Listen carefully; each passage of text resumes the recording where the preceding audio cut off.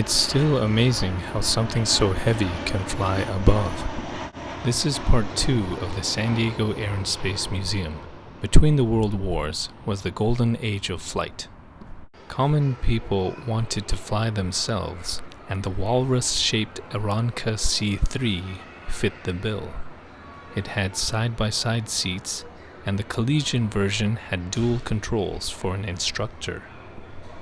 The flying bathtub didn't have the best look, but its ease of use and gentle landing speeds made it a favorite of the general public.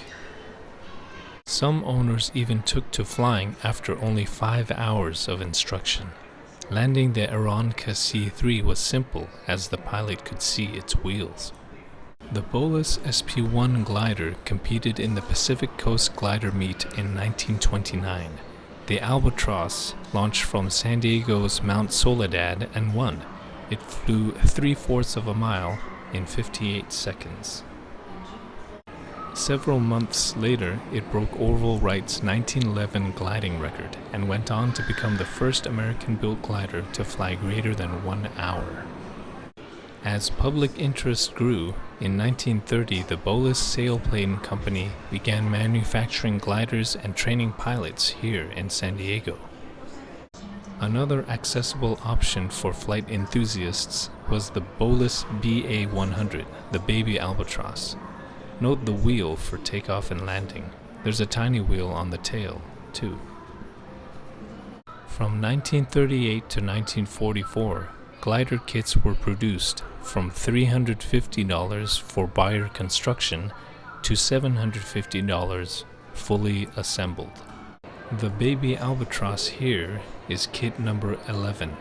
It flew from San Diego's own Torrey Pines glider port in 1951.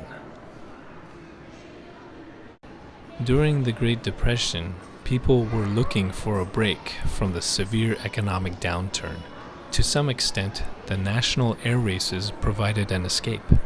In 1932, the Thompson Trophy Race was held in Cleveland, Ohio.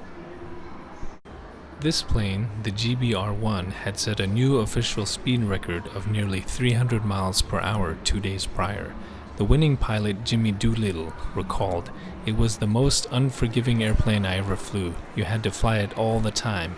You didn't dare make tight turns." At the opposite end of the scale was this plane, the Pitts Special. In the early 1940s, it became the standard for aerobatics. This one is painted in the color scheme of pilot Betty Skelton, who won the International Aerobatic Championships for Women from 1948 to 1950. The incredible maneuverability of the Pitts Special enabled Skelton to perform her most spectacular feat of an inverted ribbon cut only 10 feet off the ground. Throughout the years, the Pitts Special earned many accolades and continued winning most U.S. national unlimited championships through 1980. The Piper J-3 Cub was built to fill Americans' desire to fly inexpensively. The lightweight structure and good low-speed handling attracted the attention of the U.S. military. As America became more involved in World War II, the Piper Cub was fated to serve in reconnaissance, personnel transport, and ambulance duties. Originally designed as a trainer, there were 2 seats. However, a solo pilot would use the rear seat only for balance purposes. He's staring back at us. An animatronic Amelia Earhart is here at the Air and Space Museum.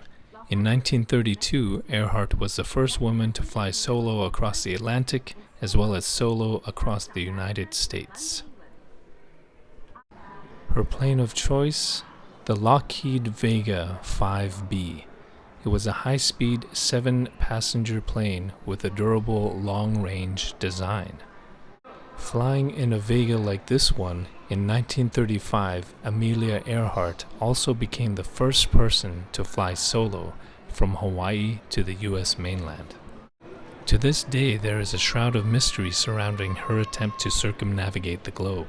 On June 1, 1937, in a Lockheed 10E Electra, she and navigator Fred Noonan departed east from Oakland, California.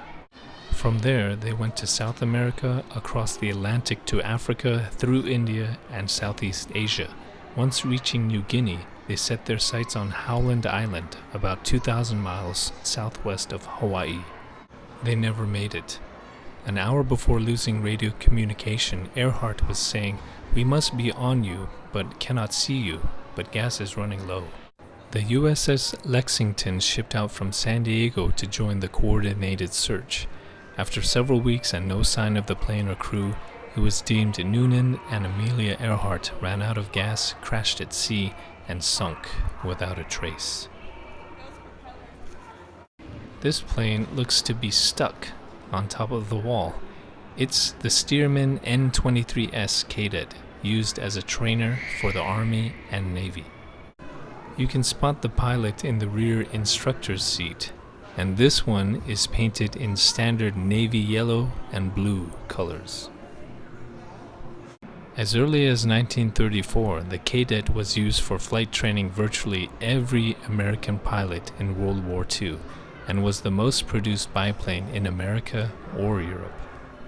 The Boeing P-26 Peashooter was the first all-metal monoplane used by the U.S. Army Air Corps beginning in 1932.